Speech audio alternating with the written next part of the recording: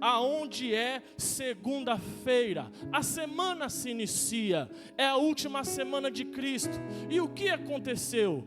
Mateus registra que na segunda-feira Jesus entra em Jerusalém montado em um jumento, e ele é muito bem recebido por uma multidão que clamava e gritava dizendo: Hosanas ao filho de Davi, bendito o que vem em nome do Senhor. Ele entra em Jerusalém não para ser aplaudido ou para fazer turismo. Ele entra em Jerusalém na segunda-feira para entrar no templo, aonde Mateus diz que o templo era o templo de Deus. Jesus tem um desejo de ir ao templo na segunda-feira para ver como é que estava a casa de Deus, para ver como que os homens estavam se comportando na casa de Deus. E o texto diz que quando Jesus chega no pátio do templo, ele leva um susto, ele se surpreende, porque ele vê várias mesas espalhadas no pátio do templo, homens vendendo e comprando. Ele vê que o nível espiritual da casa de Deus estava lá embaixo, e o interesse econômico de vendas estava lá em cima, ou seja, nada no lugar. A casa de Deus não estava servindo para adoração, mas sim para fins comerciais. Jesus, por ser homem, ele fica irado, ele irou-se, mas não pecou. Ele fica irado, e o texto diz que Jesus, sem pensar, ele toma uma atitude.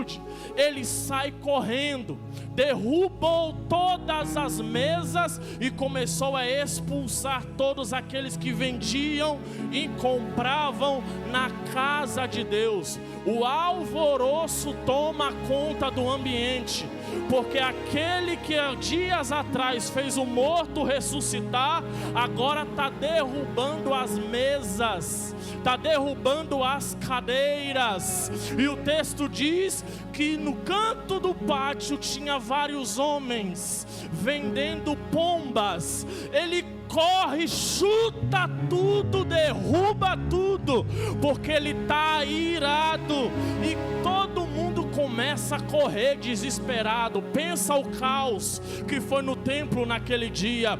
E no meio do pátio ele grita e diz: está escrito, a minha casa será chamada casa de oração, mas vocês estão fazendo dela covil de ladrões. Jesus, ele entra no templo, aliás, no pátio do templo naquele jeito. Ele quer ir embora. Todos fogem, todos correm com medo de Jesus, mas os discípulos, imagino eu, chamam Jesus e diz: Jesus, tem um povo aí que não correu, tem um povo que não se desesperou. Quem é? É os chefes do templo? Não. Quem é? Os principais do templo? Também não. São coxos e cegos. Aqui eu não entendo Jesus. Ele está irado, nervoso, bravo, chuta a cadeira, derruba a mesa, chama os homens de ladrões. E quando ele ouve que no meio daquele povo tinha uns que estavam ali para ver ele, olha o que Jesus fala: manda trazer. Então traz os cegos, traz os coxos. E o texto diz que Jesus, mesmo irado, curou todos os cegos. Jesus, mesmo estressado, curou todos os coxos. Aqui Jesus está mandando um sinal para os chefes do templo, para aqueles que governavam o templo. Jesus, na sua atitude, ele estava dizendo: a casa de meu Deus é para isso. A casa do meu pai é para isso. A casa do meu pai não é para ladrões. A casa do meu pai não é para interesseiros em riqueza espiritual. A casa do meu pai não é para os mentirosos. A casa do meu pai é para isso, para ter cura, para ter palavra, para ter libertação de vidas. É para isso que serve a casa de meu pai. diz, Jesus não chega a entrar no templo, ele quer ir embora. Apesar dele ter curado, foi o pior culto da história. Não porque ele derrubou as mesas, não porque ele expulsou os cambistas, não porque ele curou aquelas pessoas, mas foi o único culto que o dono da igreja não entrou nela. O único culto que Jesus não teve presente dentro do templo foi nesse dia. Jesus ainda está estressado. Ele não entende porque que os homens fizeram a casa de Deus aquilo. E o final do texto diz que, e deixando-os, saiu para a cidade de Betânia, e lá passou a noite. Jesus, ele quer esparecer a mente. Ele quer buscar um conforto amigo. Por que ele vai para Betânia? Porque lá vivia Lázaro, Marta e Maria. Talvez ele dormiu na casa de um deles. Lá ele descansa, passa a noite. No outro dia, pela manhã, versículo 18. E de manhã, de que dia? Terça-feira. Jesus levanta cedo. Ele acorda os discípulos e diz: meninos, levantem, vamos para Jerusalém. Senhor, o Senhor acabou de vir de lá, vamos para Jerusalém. Senhor, o Senhor fez um alvoroço no templo, eu ainda não terminei o que eu preciso fazer. Vamos voltar para o templo. Até porque é terça-feira. Jesus não tem tempo a perder. De Betânia para Jerusalém ficava mais ou menos 3 quilômetros. E o texto diz que no caminho Jesus teve fome. Ele dorme na casa de um dos seus amigos. Mesmo assim, ele está estressado. E no caminho, ele vê uma figueira. E ele corre até ela e só vê folhas. Ele ainda está com aquele sentimento da segunda. E ele não pensa 2 vezes e amaldiçoa a figueira. E ela seca instantaneamente. Os discípulos não entendem, ficam assustados, mas eles continuam o caminho.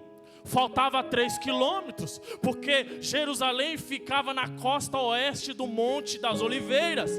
Então Jesus começa e continua a andar, e no versículo de número 23 diz: e chegando Jesus no templo. Quando ele chega no templo, o assunto era um só. Os principais do templo estavam discutindo o que eles iriam fazer com Jesus.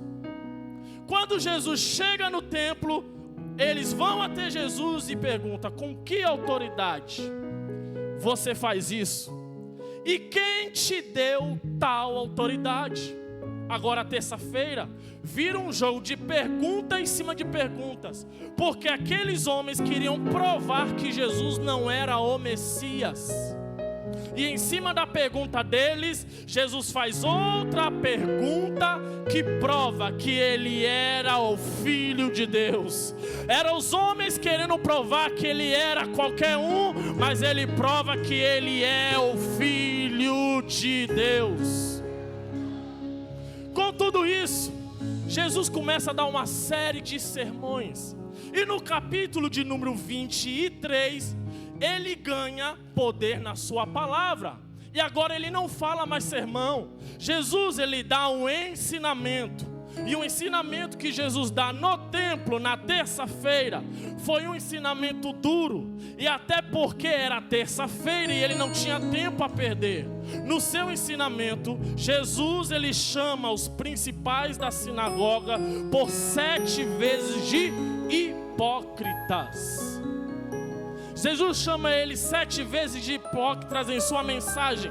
E o que é uma pessoa hipócrita? Uma pessoa hipócrita é uma pessoa que finge ter uma qualidade que não tem. Olha o que ele está falando para os principais do templo. O que é uma pessoa hipócrita? Uma pessoa hipócrita é uma pessoa que usa uma máscara, põe e tira a hora que quer. É uma pessoa mentirosa, dissimulada, cínica e falsa. E aqueles que estavam na direção do templo ouvem isso de Jesus. A primeira vez que Jesus chama eles disso foi no versículo de número 13. Olha o que Jesus falou: vocês são hipócritas, porque vocês fecham a porta do reino dos céus. Nem vocês entram e nem deixam os homens entrarem. Versículo 14: vocês são hipócritas, pois vocês expulsam as viúvas e roubam seus bens, e para disfarçarem, fazem longas orações. Versículo 23: vocês são hipócritas, pois vocês cobram o dízimo da hortelã, vocês cobram o dízimo do endro e do cominho, mas estão desprezando o mais importante, que é a lei, que é a palavra. E para terminar o seu sermão, Jesus fala: porque eu vos digo que desde agora vocês não me verão mais, porque a sexta está chegando e é terça-feira. Mas para terminar a mensagem ele diz: mas bendito aquele que vem em nome do Senhor. Capítulo 24. Jesus está saindo do templo. Olha que interessante. Jesus faz o que tinha que fazer. Capítulo de número 24. Ele está saindo do templo. Os discípulos estão com ele. E os discípulos estão impressionados com a estrutura do templo. Olha que contraditório. Eles estavam com Jesus. Jesus acaba de dar um excelente sermão, mas aquilo que chamou a atenção deles foi aquilo que estava fora. Jesus falou dentro, mas não chamou a atenção deles. Mas do lado de fora, eles se impressionaram com a beleza do templo. Marcos diz que o templo era revestido de pedras formosas, mármore branco. Eles tentam impressionar Jesus. Jesus olhou para eles e disse: olhem bem para essas pedras, pois haverá um tempo que não vai haver pedra sobre pedra. Pois haverá um tempo que não haverá pedra sobre pedra que não seja destruída. Ele está falando do templo. Segundo Lucas, 4 discípulos, Pedro, Tiago, João e André, ouviram isso e ardiam no coração deles. Enquanto ardia no coração deles, Jesus falou: vamos subir ao Monte das Oliveiras. Vamos sair do templo e vamos ao Monte das Oliveiras. No caminho, imagino eu, Pedro, Tiago, João e André. Você viu o que Jesus falou? Não vai ficar pedra sobre pedra. Rapaz, eu escutei. Será que é o fim dos tempos que ele está se referindo?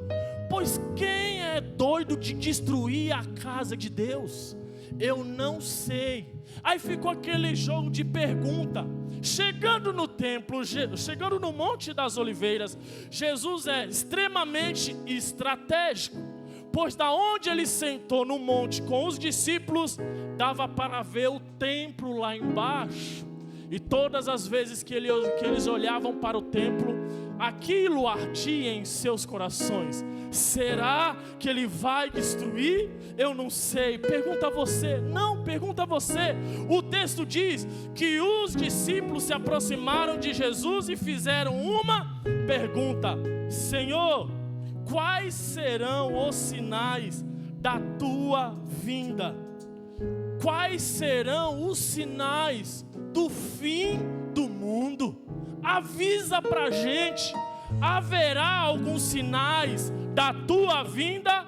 Jesus olha para ele e diz: acautelai-vos, que ninguém vos engane. Jesus começa a relatar os sinais, e eu já faço uma pergunta, e você responde: será que já estamos vivendo os sinais da vinda do Filho do Homem? Desde o começo desse culto está sendo falado sobre a sua vinda e sobre o arrebatamento. Será que já estamos vivendo a vinda do Filho do Homem? Olha o primeiro sinal que Jesus falou, versículo de número 5. Muitos virão em meu nome dizendo: eu sou o Cristo, e enganarão a muitos. Já vivemos isso, meus irmãos, em nosso tempo. No nosso país tem um homem desde 1980 que ele diz que ele é a reencarnação de Jesus Cristo. O seu nome é Henri Cristo. Você conhece? E o pior, que ele tem milhares de seguidores. Milhares de pessoas acreditam que ele é a reencarnação de Jesus Cristo. Esse é o primeiro sinal. E eu pergunto, será que já estamos vivendo os sinais da vinda de Cristo? Olha o segundo sinal que Jesus falou, versículo de número 6. Haverá guerras e rumores de guerras. Será que nós já estamos vivendo isso? Desde que o mundo é mundo, existem guerras. Desde que o mundo é mundo, se ouve falar de rumores de guerra. Quer ver? Guerra Civil Russa, 1917, 10 milhões de pessoas mortas. Primeira Guerra Mundial, 1914, de 15 a 22 milhões de pessoas mortas. Segunda Guerra Mundial, 1945, 70 milhões de mortos. Ah, Vanildo, isso daí não faz parte dos sinais, porque são guerras muito antigas. Temos guerras da atualidade. Rússia e Ucrânia, 70 mil mortos. Israel e Hamas, mais de 186 mil mortos. E eu sigo te perguntando, será que já estamos vivendo os sinais da vinda do homem? E o terceiro sinal que ele disse, versículo de número 7, e haverá fome. Segundo a ONU, a cada 5 minutos morre uma criança em qualquer lugar do mundo por conta da fome. A cada 5 minutos, isso dá 6,3 milhões de pessoas morrem por ano por conta da fome. Será que já estamos vivendo os sinais da vinda daquele que morreu na cruz? Quarto sinal, e haverá pestes. E o que é peste? É enfermidade que o homem ainda supostamente não tem cura. Ebola, AIDS, tuberculose, dengue, câncer, H1N1 e a última, Covid-19. Com tudo isso, a Bíblia me dá autoridade de te dizer que já estamos vivendo os sinais da vinda do Filho do Homem. Já estamos. Talvez você esteja aí se perguntando, mas não é. Porque desde o tempo da minha avó, eu escuto dizer que ele vem para responder sua pergunta. Jesus é tão lindo, Jesus é tão sábio, que o versículo de número 12, olha o que ele diz: e por se multiplicar a iniquidade, o amor de muitos se esfriará. E por se multiplicar a iniquidade, ele ainda está falando dos sinais. E o que é multiplicar? Aquilo que acontece repetidas vezes, e quanto mais acontece, pior vai ficando. Houve guerras, vai haver mais, e a tendência é piorar. Tem fome, vai haver mais, e a tendência é piorar. Tem pestes, vai haver mais, e a tendência é piorar. Por isso que ele diz: e por se multiplicar os sinais, o amor de muitos se esfriará. No original do texto, que amor é esse? É o amor ágape, é o amor considerado o amor de Deus. E Jesus no texto ele diz: por se multiplicar os sinais, o amor de muitos para com Deus vai se esfriar. É por isso que tem gente que não acredita mais que ele vem, é o amor se esfriando. É por isso que tem gente que não vive mais uma vida santa, porque acha que ele não volta mais, é o amor se esfriando. Mas Jesus é tão lindo, tão sábio, que ainda tem uma geração de adoradores.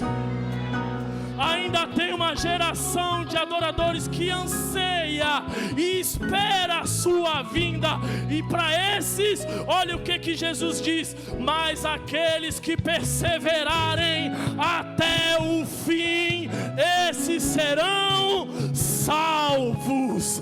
Mas aqueles que perseverarem até o fim, esses serão salvos. salvos. Vamos lá, eu começo e você conclui. Mas aqueles que perseverarem até o fim, esses serão. Mas aqueles que perseverarem até o fim, esses serão. Pode se levantar guerra, mas aqueles que perseverarem até o fim, esses perseverarão.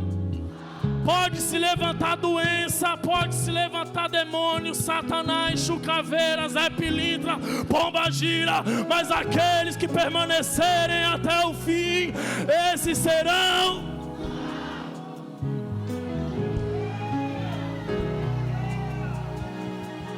Isso aqui é fazer o diabo passar vergonha.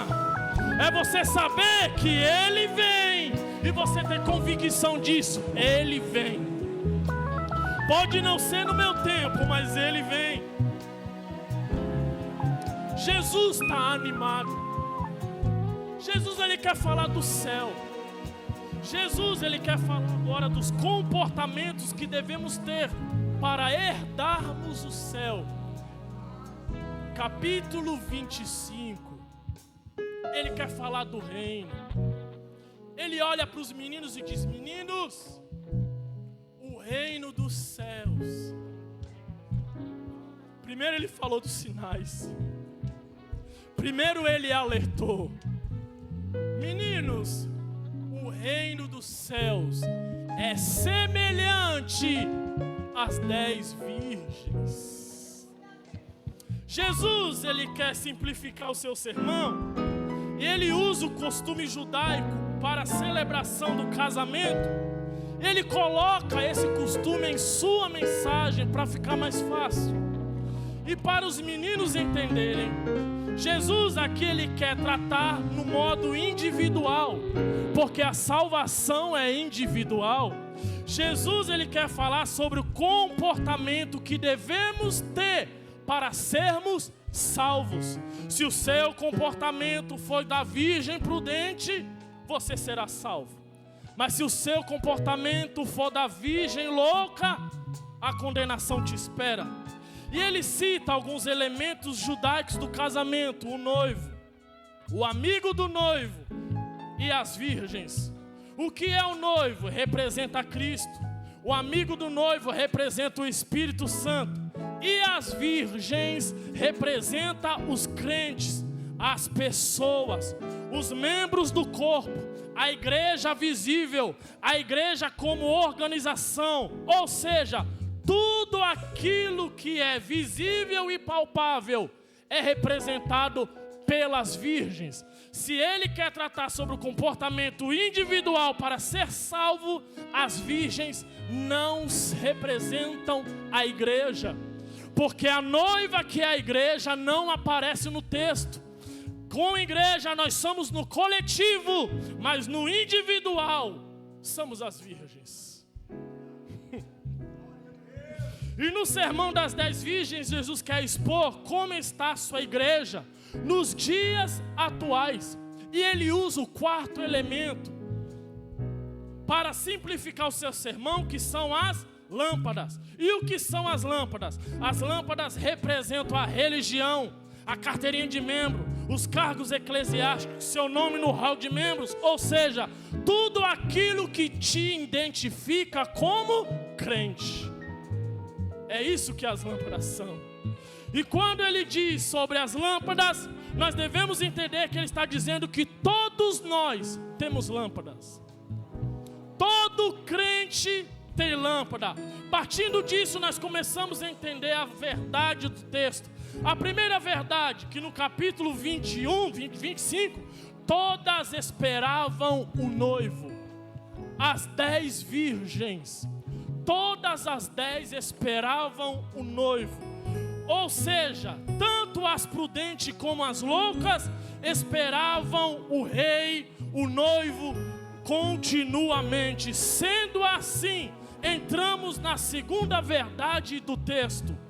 As 10 tinham lâmpadas, mas a lâmpada não garante o teu encontro com o noivo, porque lâmpada todas as 10 tinham. Ter lâmpada não garante o teu encontro com o noivo, tanto as prudentes como as loucas, todas tinham lâmpada. E lâmpada é aquilo que te identifica como crente.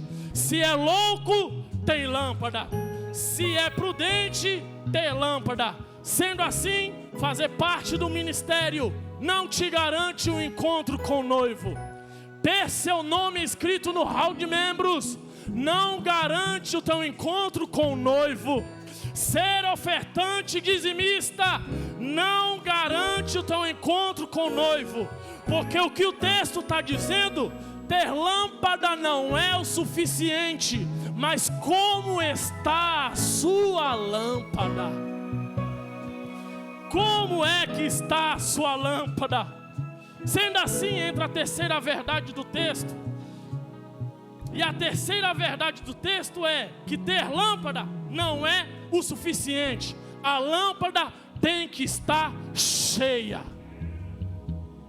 A lâmpada tem que estar cheia. Porque o texto diz que as 5 loucas carregavam as suas lâmpadas e não levaram consigo azeite. Já as 5 prudentes carregaram as suas lâmpadas cheias de azeite. Só ter lâmpada não é o suficiente. Tem que ter azeite para carregar. Porque segundo o contexto judaico, o noivo, ele tinha até 1 ano para voltar para buscar a noiva. Enquanto isso, o noivo voltava para a casa do pai preparar a casa. E quando se passasse no máximo 1 ano, ele voltaria para buscar a noiva. Por isso que Jesus disse em João 14: não turbe o vosso coração. Crede em Deus, crede também em mim. Na casa de meu pai há muitas moradas. Se não fosse assim, eu não teria dito: vou vos preparar lugar. Segundo o costume judaico, uma lâmpada de uma virgem cabia mais ou menos de 100 a 120 ml de azeite. E a tradição diz que era prudente manter a lâmpada cheia e carregar uma vasilha de azeite na reserva. Porque como o noivo poderia chegar em qualquer momento, inclusive de noite, era prudente ter reserva. Por isso que o texto diz: e as loucas tinham lâmpadas e não levaram consigo azeite, mas as prudentes levaram azeite em suas vasilhas com as suas lâmpadas. Aí entra a quarta verdade do texto: todas, prudentes e loucas, tinham azeite. Mas o interessante é que o texto diz que, vindo um amigo do noivo, porque no casamento judaico, enquanto o noivo estava preparando a casa, enquanto a virgem tinha para si 10 damas de honra para prepará-la para o dia do casamento, de tempos em tempos vinha um amigo do noivo ver se a noiva estava bem, ver se a noiva precisava de alguma coisa. E no texto diz que o amigo do noivo veio e gritou: aí vem o noivo. As 10 virgens se prepararam, se levantaram, acenderam as suas lâmpadas para clarear o caminho. No dia do noivo voltar, as loucas viram que o azeite não era o suficiente. Até tinha azeite, mas era só um pouquinho. As loucas percebem isso, e essas loucas do só um pouquinho representam aqueles crentes que até têm, mas é só um pouquinho. O que o azeite representa? O azeite representa a fé, o Espírito Santo, a palavra e a oração. Tem crente que é da turma do só um pouquinho, até tem fé, mas é só um pouquinho. Até tem o Espírito Santo, mas é só um pouquinho. Até gosta da palavra, mas é só um pouquinho. Até ora, mas é só um pouquinho. E esse só um pouquinho pouquinho pode até te identificar como um crente, mas não permite, não é o suficiente para você se encontrar com o noivo. Não é o suficiente, porque tem que estar com a lâmpada cheia, tem que ser prudente, tem que reabastecer a lâmpada. Você está aqui hoje, enche a tua lâmpada. Amanhã venha e reabasteça, porque de lâmpada pela metade não tem como se encontrar com o noivo. E para isso elas disseram: dado o vosso azeite para nós. As prudentes: o tempo foi igual para nós e para vocês. Não é lícito que nós damos aquilo que nós buscamos e damos a vocês. Vá buscar enquanto o noivo não chega. Elas achavam que dava tempo, mas na realidade não deu tempo.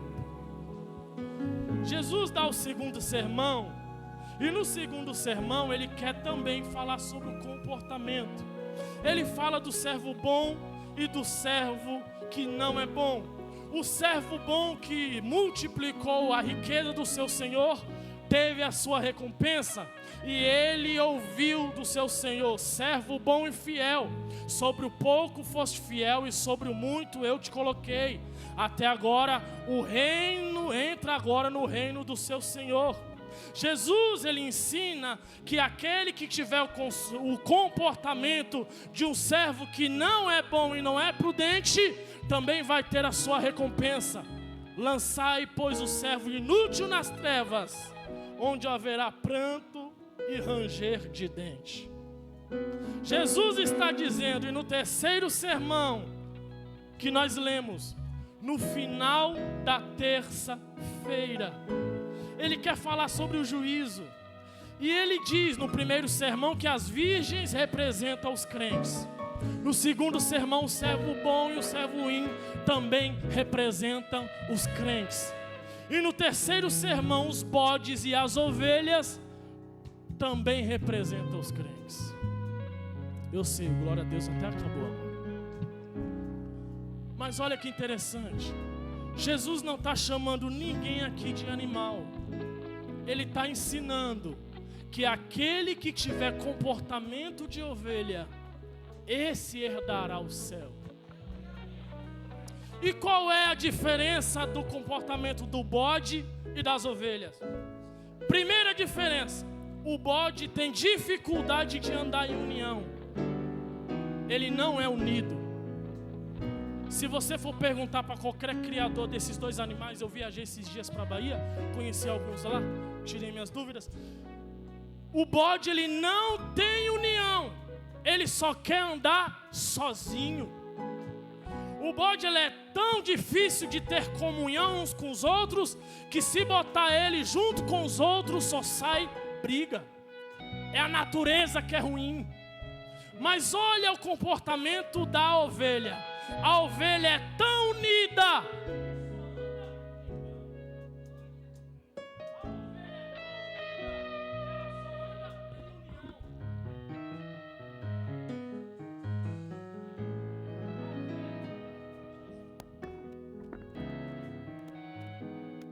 Aleluia. A ovelha, ela é tão unida que ela só anda em bando.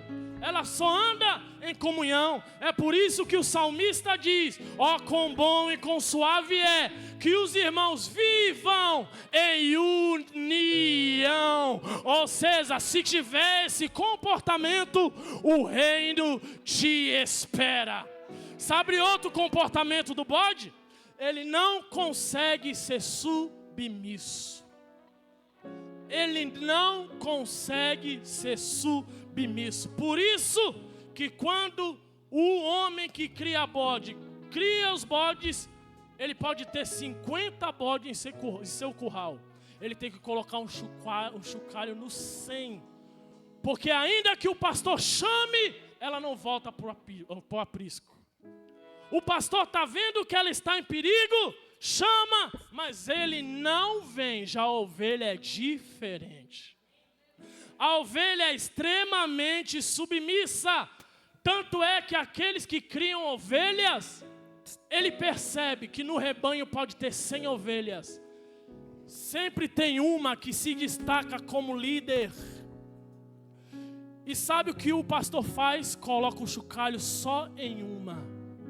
Porque quando ele chama, as ovelhas seguem a líder e vão seguindo a voz do bom pastor. É por isso que quando a trombeta tocar e o bom pastor chamar, não vai ficar uma ovelha nessa terra poluída. O último exemplo e eu concluo. O bode, no seu ambiente, ele não consegue se alimentar em grupo. Ele não consegue se alimentar quando está junto com os outros. Porque quando o pastor coloca o alimento, umas começam a bater nas outras. Ela não sabe dividir aquilo que é bom para ela. É por isso que o texto diz: e entre vós há muito fracos e doentes, porque não se alimentam. Mas a ovelha é diferente. Quando o pastor tem, ainda que tenha pouco alimento, todas se alimentam juntas. E Jesus está dizendo: quer cear comigo? Apocalipse 3:20. Eis que estou à porta e bato. Se alguém ouvir a minha voz e abrir a porta, entrarei em sua casa e cearei com ele. Quer cear com Jesus? Se acostume e aprenda a ter comportamento de ovelha. Comportamento de ovelha. É isso que Jesus está ensinando no texto. E para encerrar, todos os ensinamentos de Jesus, ele mostrou a recompensa. O comportamento daqueles que herdarão os céus terão sua recompensa. Mas aqueles que não herdarão os céus também têm a sua recompensa. Com permissão do pastor, se coloque de pé. Para concluir o texto, Jesus deu a recompensa para aqueles que têm comportamento de bode. Apartai-vos de mim, malditos, para o fogo eterno, que está preparado para o diabo e seus anjos. Mas aqueles que anseiam a sua vinda, mas aqueles que preservam os bons comportamentos, mas aqueles que velam pela sua palavra, mas aqueles que renunciam o seu eu, mas aqueles que renunciam a sua carne, naquele dia as ovelhas, os crentes que tiveram comportamento de ovelhas, ouvirão dele: vinde benditos de meu Pai, possuir por herança o reino que está preparado a vós desde a fundação do mundo. Segura na mão desse crente que está do seu lado.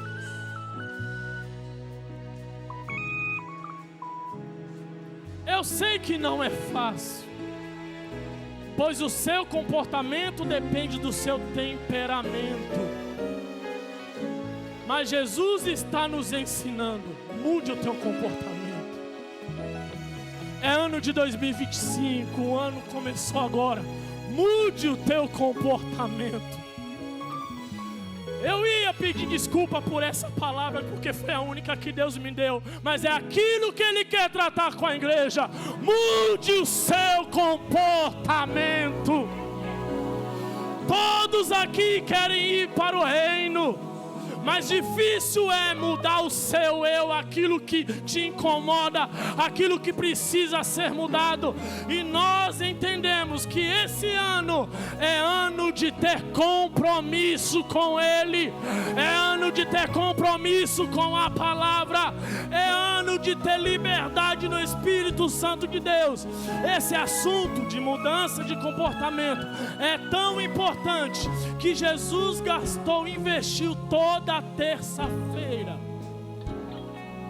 Jesus investiu toda a última terça-feira ensinando sobre o bom comportamento, ensinando sobre os princípios e os valores que eu e você devemos ter. E na parábola do servo bom e fiel, o texto diz que o servo bom recebeu uma boa recompensa, porque ele deu valor àquilo que o seu Senhor tinha de mais precioso, que era a sua riqueza. E nessa noite Deus está falando para mim e para você: valorize aquilo de mais precioso que eu te dei. Aquilo que eu te dei, eu verti na cruz do Calvário, que foi o sangue. Eu te dei graça, te dei comunhão, te dei a salvação. E aqueles que derem valor àquilo que de mais especial eu vos dei, o reino dos céus te espera. Feche os seus olhos, vamos orar. Senhor Jesus, meu Deus, aqui está a tua igreja. Eu quero ouvir a voz da igreja orando. Eu quero ouvir a voz da igreja orando. Ninguém melhor do que você para reconhecer aquilo que você precisa mudar. Quer o reino dos céus? Se comporte como ovelha. Quer o reino dos céus? Se comporte como as virgens prudentes. Quer o reino dos céus? Mude o teu costume de vida, o teu estilo de vida, porque é tempo de compromisso com aquele que derramou o seu sangue. Senhor Jesus Cristo, nessa noite nós te agradecemos pela tua palavra. Nós te agradecemos, Senhor, porque no início desse ano o Senhor está alertando a tua igreja que o Senhor já está às portas. Nós te agradecemos porque no início desse ano o Senhor avisa aqueles que o Senhor ama. Agora nós te pedimos, Senhor, nos derrama da tua graça. Nos mostra aquilo que deve ser mudado. Tira a trava dos nossos olhos, para que nós venhamos examinar a nós mesmos e não a vida do nosso irmão. Aquilo que precisa ser mudado em nós. Porque a tua igreja ainda tem que viver em graça, em comunhão e ousadia. Mas em breve a trombeta vai tocar. E se ela tocar, aqui está teu povo que quer subir para a tua glória.